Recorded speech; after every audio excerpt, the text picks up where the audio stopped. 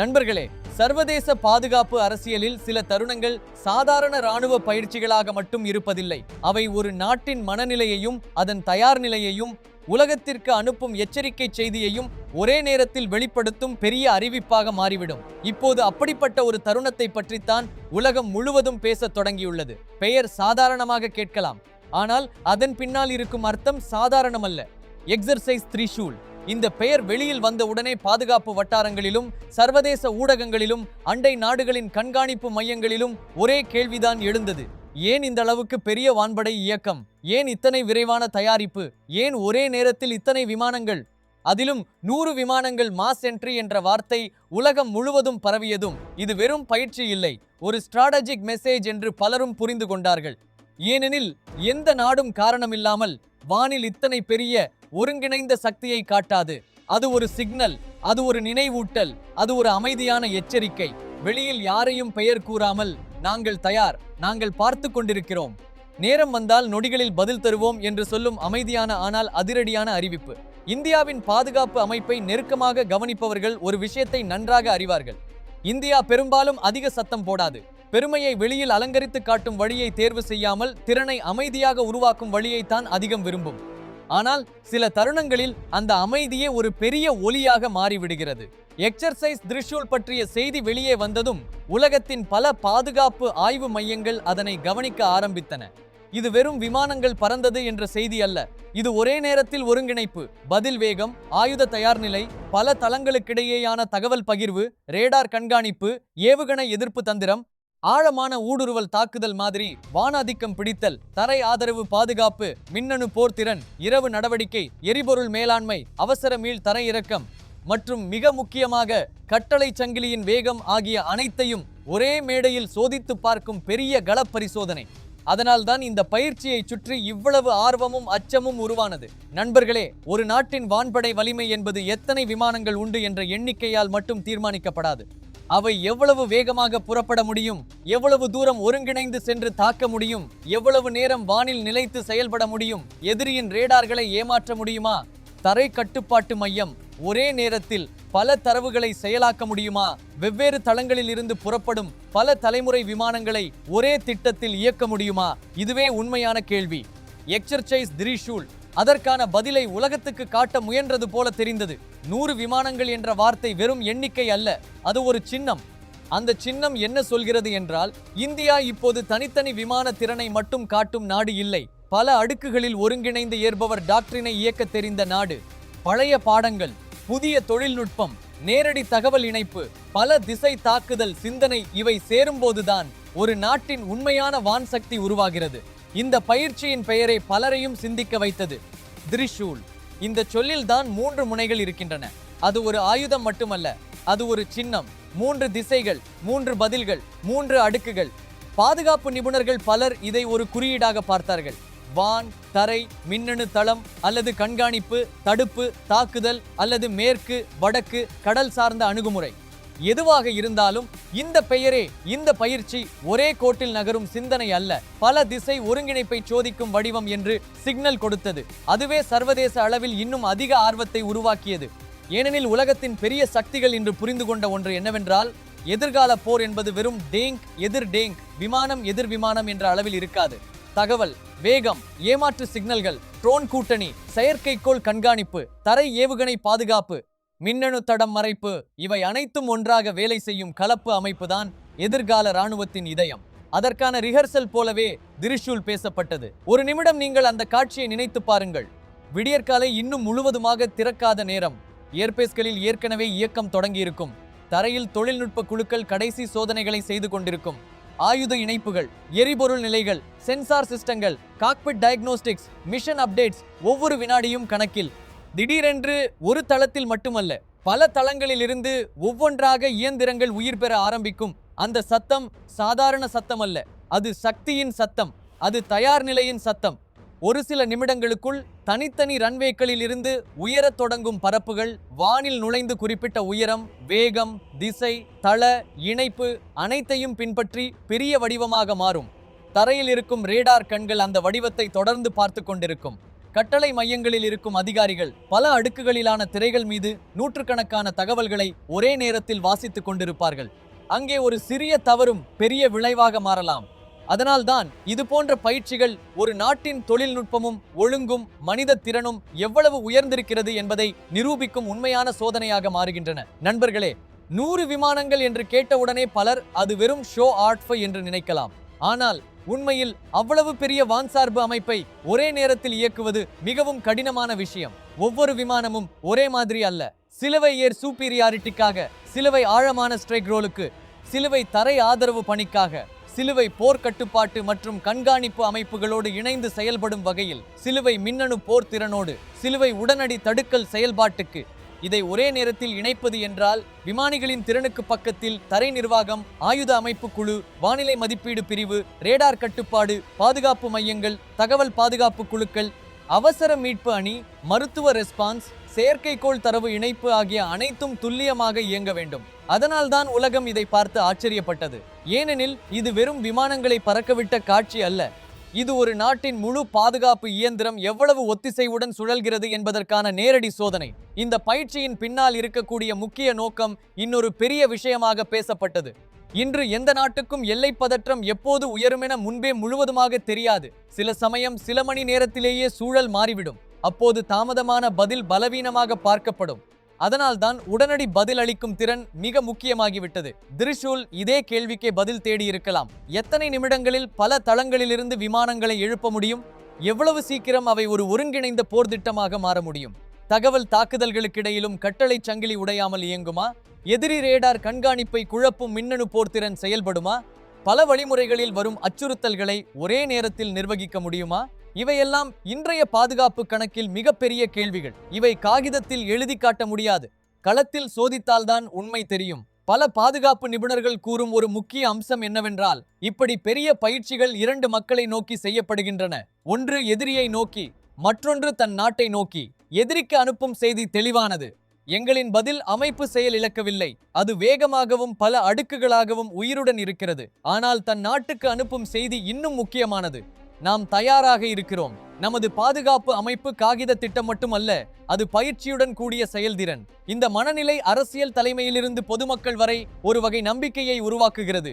ஏனெனில் பாதுகாப்பு என்பது வெறும் ஆயுதம் வாங்குவதால் உருவாகாது. அதை பயன்படுத்த தெரியும் தயார் நிலையும் ஒழுங்கும் தன்னம்பிக்கையும் மீள்சக்தியும் சேர வேண்டும்.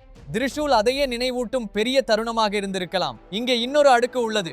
உலகம் இன்று ட்ரோன்கள், ஹைப்பர்சோனிக் அபாயங்கள், செயற்கைக்கோள் கண்காணிப்பு, ஏஐ அடிப்படையிலான கணிப்பு, நீண்ட தூர ஏவுகணை தடுக்கல் அமைப்புகள், மின்னணு ஜாமிங், சைபர் இடையூறு இவற்றின் காலத்தில் நுழைந்து விட்டது. இப்படிப்பட்ட சூழலில் பாரம்பரிய வான்படை சக்தி மட்டும் போதாது. அது நெட்வொர்க் செய்யப்பட்டிருக்க வேண்டும். ஒரு தளத்தில் கண்ட தகவல் இன்னொரு தளத்தில் உடனே கிடைக்க வேண்டும். முன்னே பறக்கும் விமானத்தின் தரவு பிண்டல கட்டளை மையத்தில் நேரடியாக பிரதிபலிக்க வேண்டும். தரையில் இருக்கும் பாதுகாப்பு அமைப்பு வானில் இருக்கும் விமானத்துடன் ஒரே மொழியில் பேச வேண்டும். இதை யார் செய்து காட்டுகிறார்களோ அவர்கள்தான் எதிர்கால யுத்த பரப்பில் மேலாதிக்கம் பெறுவார்கள். திரிஷூல் உலகத்தை கவர்ந்ததற்கான காரணம் இங்கேயே இருக்கிறது. இது விமானங்களின் எண்ணிக்கையை விட அவற்றின் இணைப்பை சோதிக்கும் முயற்சி போலவே பலரால் பார்க்கப்பட்டது. சில தருணங்களில் வலிமையை வெளியில் காட்டாமல் இருப்பதே நுண்ணறிவு. ஆனால் சில வேளைகளில் உலகம் புரிந்து கொள்ளும்படி காட்ட வேண்டும். இல்லையெனில் அமைதியை பலவீனம் என்று எதிரி தவறாக கணக்கிடலாம். இந்தியா பல ஆண்டுகளாக இந்த சமநிலையை மிகவும் கவனமாக கையாள முயற்சி செய்து வருகிறது. ஒரு பக்கம் டிப்ளமேசி, இன்னொரு பக்கம் தயார் நிலை, ஒரு பக்கம் அமைதி, இன்னொரு பக்கம் பதிலடி திறன். இந்த இரண்டும் இணைந்தால்தான் ஒரு பெரிய நாடு நீண்ட காலத்தில் பாதுகாப்பாக இருக்கும். திரிஷூல் அந்த சமநிலையின் காட்சி வடிவமாக இருந்தது. வெளியே பார்க்கும்போது அது ஒரு பயிற்சி, ஆனால் அதன் உட்புற செய்தி மிகவும் ஆழமானது. நாங்கள் போரை விரும்பவில்லை, ஆனால் போர் திணிக்கப்படும் சூழலில் நாங்கள் குழப்பமடைவதில்லை. இந்த பயிற்சியின் உண்மையான அதிர்ச்சியை உலகம் உணர்ந்தது மற்றொரு காரணத்தால். 100 விமானங்கள் ஒரே நேரத்தில் இயக்கப்படுவது என்பது வெறும் இராணுவ வலிமை அல்ல, அது பொருளாதார ஒழுங்கையும் காட்டுகிறது. ஏனெனில் இப்படிப்பட்ட பெரிய அளவிலான பயிற்சிக்கு எரிபொருள், பராமரிப்பு, தொழில்நுட்ப ஆதரவு, உதிரிபாக கிடைமைகள், விமானிகள் உடல் மற்றும் மன தயார் நிலை, பல வாரங்கள் முன்பே செய்யப்பட்ட திட்டமிடல், அச்சுறுத்தல் மாதிரிகள், பாதுகாப்பு ஒத்திகைகள், பின்தள ஆதரவு ஆகிய அனைத்தும் தேவை. இதை ஒரு நாள் காட்சிக்காக மட்டும் நடத்த முடியாது. அதன் பின்னால் நீண்ட கால கட்டமைப்பு இருக்க வேண்டும். அதனால்தான் பல ஆய்வாளர்கள் இந்தியாவின் பாதுகாப்பு மாற்றத்தை இன்னும் தீவிரமாக கவனிக்க தொடங்கியிருக்கிறார்கள். ஏனெனில் இப்படிப்பட்ட நடவடிக்கைகள் நாங்கள் ஆயுதங்கள் வாங்குகிறோம் என்பதை காட்டாமல் நாங்கள் முழு அமைப்பையும் இயக்கத் தெரியும் என்று நிரூபிக்கின்றன. மேலும் இத்தகைய பயிற்சிகள் மனப்போருக்கும் மிகவும் முக்கியம். இன்று யுத்தம் வெறும் குண்டுகள், ஏவுகணைகள், தாக்குதல் என்ற அளவில் நடக்கவில்லை. யார் அதிக நம்பிக்கையுடன் இருக்கிறார்கள், யார் அதிக உறுதியான பதில் திறன் கொண்டவர்கள், யாரை தாக்கினால் திடீர் பலவீனம் தெரிய வரும், யார் மீது மன அழுத்தம் செலுத்த முடியாது, இந்த உளவியல் அம்சங்களும் மிகப்பெரியது.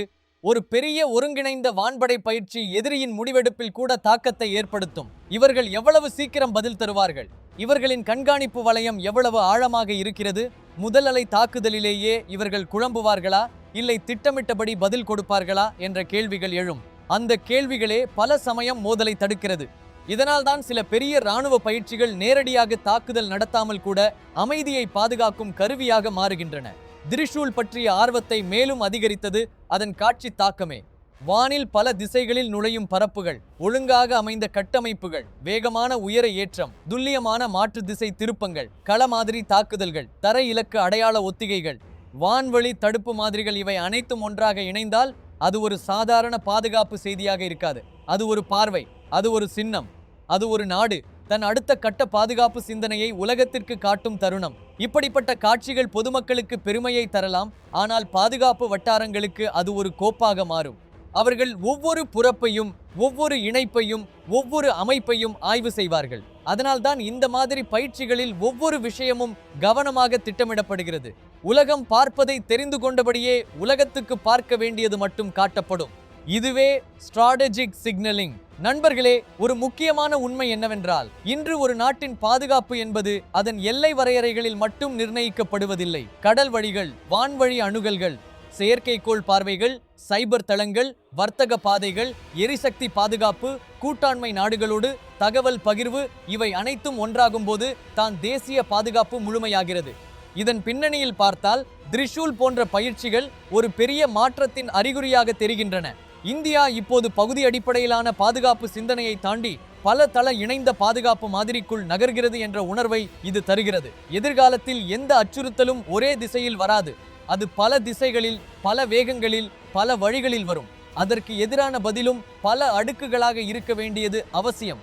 திரிஷூல் இந்த சிந்தனையை உடலெடுத்து சோதித்திருக்கலாம். அதே நேரத்தில் இப்படிப்பட்ட பயிற்சிகள் வெறும் தாக்குதல் மனநிலையை குறிக்காது என்பதையும் புரிந்து கொள்ள வேண்டும். உண்மையில் அவை தவறான கணக்குகளை தடுக்கின்றன. எதிரி உங்களை பலவீனமாக நினைத்தால்தான் அதிக சாகச முயற்சிகளில் இறங்க வாய்ப்பு. ஆனால் நீங்கள் தயாராகவும் ஒருங்கிணைந்தும் இருக்கிறீர்கள் என்ற புரிதல் உருவானால் பல மோதல்கள் தொடங்குவதற்குள் தணிந்து போகும். இந்த கோணத்தில் பார்த்தால் திரிஷூல் ஒரு பாதுகாப்பு பயிற்சி மட்டுமல்ல, அது தடுப்பு அரசியலின் கருவி. எங்களை சோதிக்க வேண்டாம் என்று வார்த்தைகளில் சொல்லாமல் திறனில் சொல்லும் வழி. இந்த பயிற்சியின் இன்னொரு மறைக்கப்பட்ட வெற்றி என்னவென்றால் மனித வளத்தின் தரம். எந்த தொழில்நுட்பமும் அதை இயக்கும். மனிதர்கள் உறுதியானவர்களாக இல்லாவிட்டால் பயனில்லை. விமானி காக்பிட்டில் எடுத்துக்கொள்ளும் வினாடி முடிவுகள், தரை கட்டுப்பாட்டு அதிகாரியின் வேகமான முன்னுரிமை மாற்றம், தொழில்நுட்ப குழுவின் குற்றமற்ற பரிசோதனை, திட்டமிடும் அதிகாரியின் முன்னோக்கிய சிந்தனை, அவசர நிலை உருவானால் அதை கையாளும் மீட்பு அணியின் பதில் வேகம், இவை எல்லாம் சேர்ந்து தான் ஒரு இராணுவ அமைப்பு உயிர் பெறுகிறது. திரிஷூல் போன்ற பயிற்சிகள் இந்த மனித சங்கிலியின் ஒவ்வொரு வளையத்தையும் சோதிக்கின்றன. அங்கே தான் உண்மையான வலிமை தெரியும். விமானம் ஒரு இயந்திரம் மட்டுமே, ஆனால் அதை சுற்றி இயங்கும் மனித ஒழுங்கே ஒரு நாட்டின் பாதுகாப்பு மரபை நிர்ணயிக்கும். உலகம் ஏன் திகைத்தது என்ற கேள்விக்கான இறுதி பதில் இதுதான். அவர்கள் பார்த்தது 100 விமானங்களை மட்டுமல்ல, அவர்கள் பார்த்தது ஒரு அமைப்பு. அவர்கள் கேட்டது இயந்திர சத்தத்தை மட்டுமல்ல, தயார் நிலையின் அறிவிப்பை. அவர்கள் கணக்கிட்டது எத்தனை பரப்புகள் என்று மட்டுமல்ல, ஒரு நாட்டின் முடிவெடுக்கும் வேகத்தை.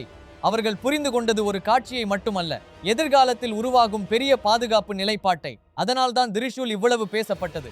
இது சாதாரண செய்தி அல்ல, ஒரு மாற்றக்குறி. அமைதியாக இருந்தாலும் பலவீனமில்லை, எச்சரிக்கையாக இருந்தாலும் பின்னடைவில்லை, கண்காணித்துக் கொண்டிருந்தாலும் தயக்கமில்லை. நேரம் வந்தால் ஒருங்கிணைந்து எழும் சக்தி இந்தியாவுக்கு இருக்கிறது என்ற செய்தி இங்கு மறுக்க முடியாத வலிமையோடு வெளிப்பட்டது. இப்போது மிக முக்கியமான கேள்வி வருகிறது. இப்படிப்பட்ட பயிற்சிகளின் உண்மையான தாக்கம் எப்போது தெரியும்? உடனே தெரியாது.